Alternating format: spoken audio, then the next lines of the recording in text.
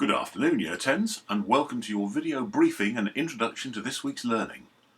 I had hoped to get this over to you earlier on today, but I suffered a major IT breakdown that has taken me a few hours to sort out, so my apologies for keeping you waiting. This week's lesson takes us back to the reading paper, otherwise known as Paper 1, which you will have to tackle when the exams come round next year. You will be asked to read a piece of fiction. It could be one by a well-known author such as John Steinbeck, or one less well-known such as Mary Lawson, who wrote about the wretched Megan that you might remember from earlier this term. After reading the text, you will then have to answer 5 questions. Unless you have extra time as an exam access arrangement, the time allowed for this element of your examination is an hour. You need to manage your paper and be concise in your answers. So remember all the things that we did on paper management, where you line off the paper between the questions and also to annotate in the margin so that you can find what you're looking for when you come to write the answers out. Think back to the work that we did on Emma and Robbie, as well as Megan, to retrieve the techniques used for answering the 5 questions. So, question 1. It will ask you to find some stuff. So what they're looking for are 5 short answers. It could even be as little as 2 or 3 words. Question 2 will ask you, what impression do you get of something in the story or a person? So for that you will need 3 evidence and explain answers. Question 3 will pose the question, how does the writer express something? Again, evidence and explain answers are what the examiner is looking for, and they will be looking for at least 5. 2 of which need to incorporate the use of a language or a technique as well as the evidence and explain.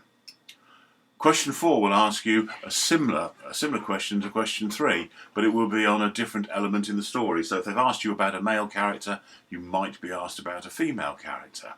The same answering framework applies. 5 answers, 2 of which will need to incorporate some use of language or technique. So if you've seen a smart simile, make sure you put it in. Finally, question 5 will ask for your opinion on the passage generally as a whole. Sometimes they'll ask you to for the last section of it, and then as a whole. Other times just as the whole section, just as the whole passage. And remember, they are asking for your opinion, so please use the personal pronoun profusely. So plenty of I thoughts, I feels, because that is the question. They want your opinion. You need to tell them. Question 5, as you might have gathered, is the main focus of this week's lesson.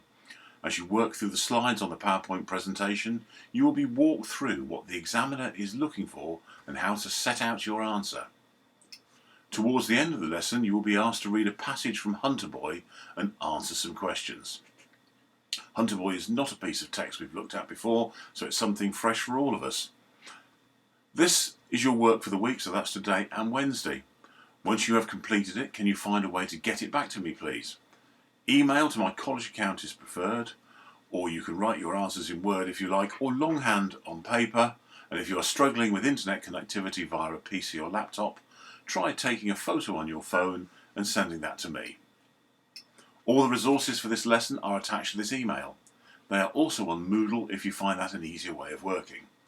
Go to the elective home education folder, find the GCSE English Resources subfolder and look for Conrad's Year 10's Summer Term Part 1.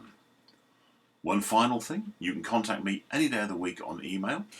I hope to set up a group for us in Microsoft Teams by Wednesday so that we can all keep in closer contact.